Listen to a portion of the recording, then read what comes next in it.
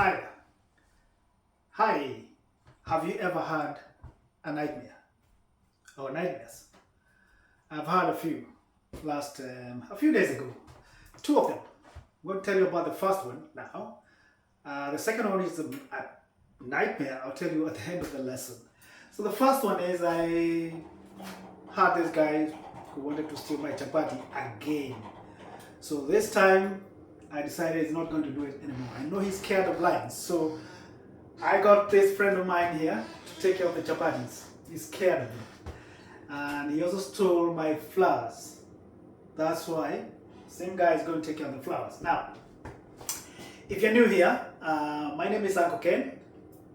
I love teaching maths and try to make some fun when you're learning maths, because I think maths is fun. It's a hard subject, but it's also fun. If you love maths, maths is going to love you back. Now, if you're a returning subscriber, thank you very much, and especially I am grateful for your patience. I promise this time I'll be consistent, and I want you to learn maths using my videos, so I'll be very consistent.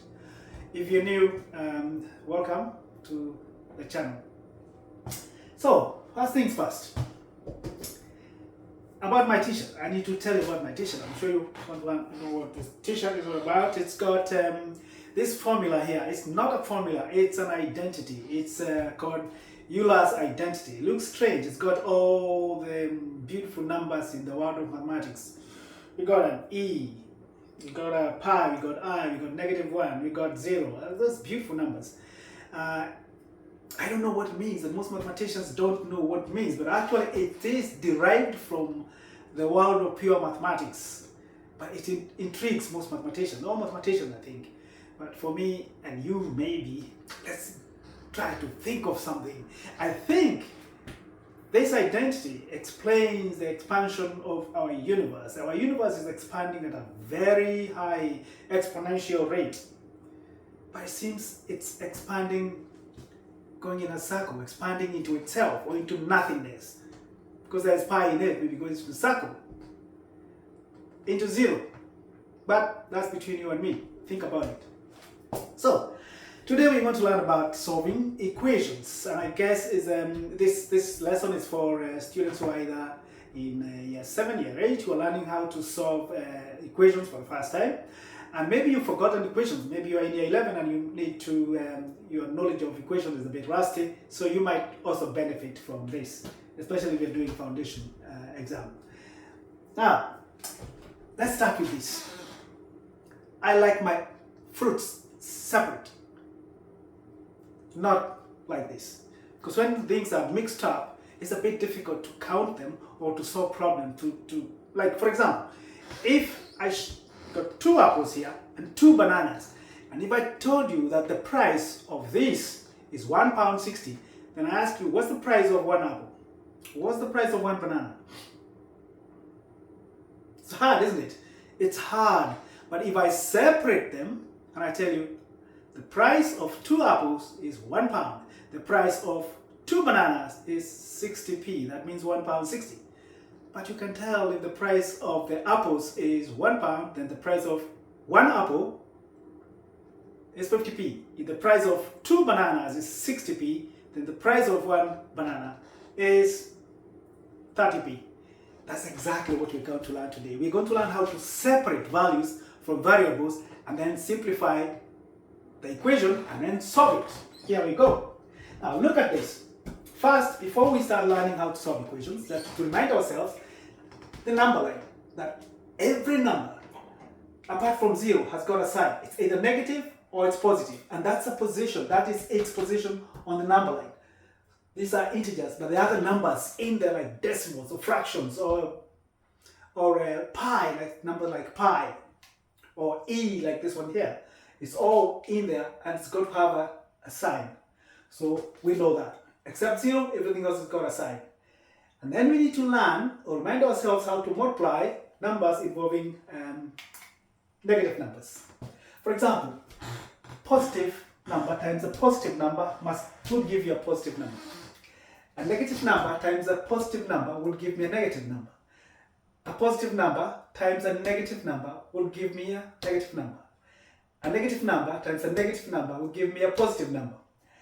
And but these ones are just the same, it's just the positive and negative are just switched, it's the same thing.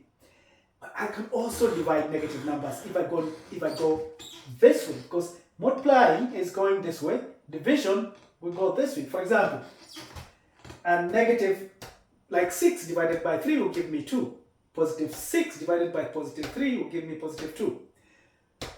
Negative 6 divided by 2 will give me negative 3. Negative 6 divided by negative 3 will give me 2. 6 divided by negative 2 will give me negative 3. That's all you have to do is just go back this one when you're dividing and that one when you multiply.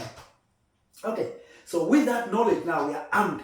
We got the tools of solving equations like this one. We're going to start with the simple one and this one. Now, I have to tell you this is the simplest type of equation that we have, and once you reach this point, it's just one step to the solution. And that's why in maths, whatever we do when you're solving equations, we are trying to come to this point where we can solve the equation in a very simple way.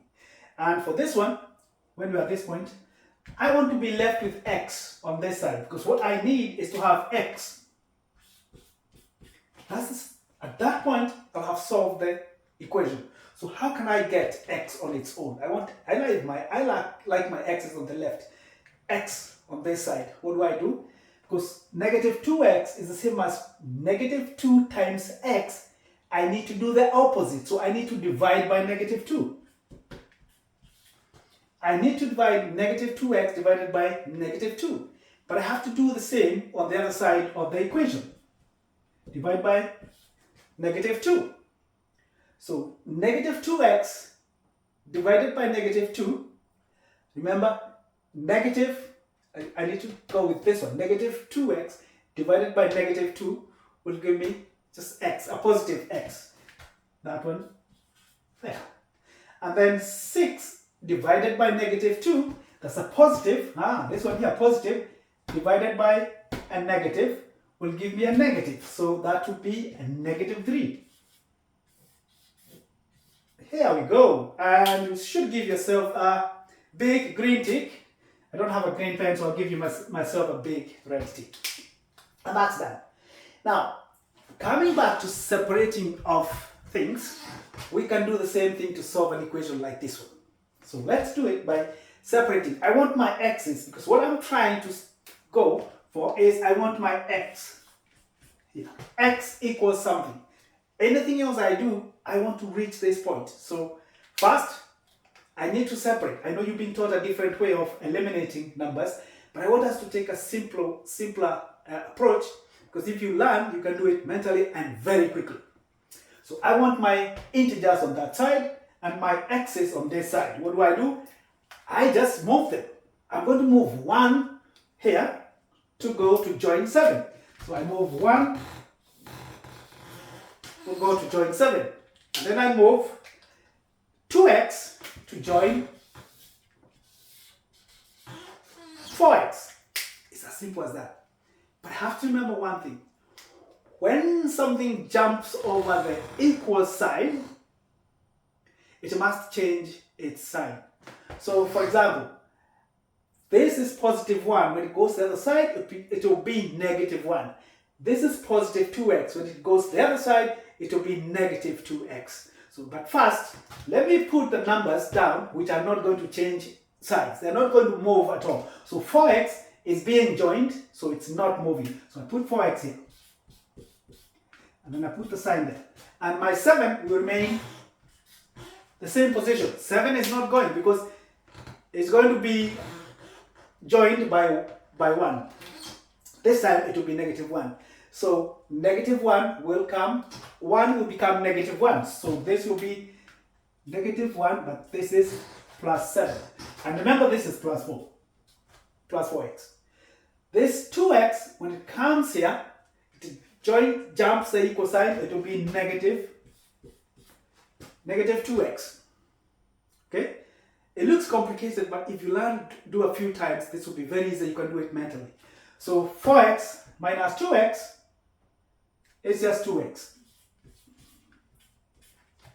Now, negative 1 plus 7 is the same as 1 minus 2. When you are adding things, you can actually change them. See, 1 pen plus 2 pens is the same as 2 pens plus 1 pen.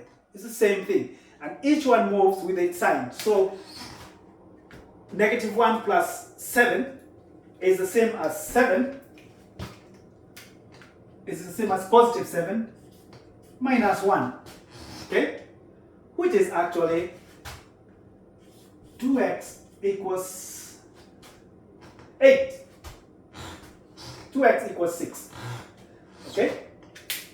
2x equals 6. We got it there. So 2x is equal to 7 minus 1. And now I need to divide here by, let me use a red pen. Divide by 2. Divide by 2.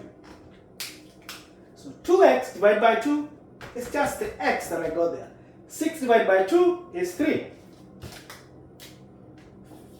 Therefore, my x, and I can try and see whether it makes sense. If x equals 3, if I come here, x equals 3. 3 times 4 is 12 plus 1, 13. 2 times 3, 6. 6 plus 7, 13. Solved. Huh? If you have any questions, please put it down there. And I want you to look through this again so that you can try and solve problems this way. Now, the nightmare. The nightmare was about 0. It was actually, I saw, it's like a wheel. It's like a wheel running after me. Calling me, Uncle Ken, 0 here, 0 here. I want us to, let me zeroize you. Oh, what? Say, what? Zeroize me? Do you know, if 0 tells you to zeroize you, you better be very scared, because it was saying, can we play the multiplication game? I want to multiply with you. No, I don't want to do any multiplication, because if I multiply with 0, I become 0 myself. No. I said, no, I kept running. I ran faster than the Kenyan marathon runners. However, then I remembered something. If I divide 0 myself, then I become infinity.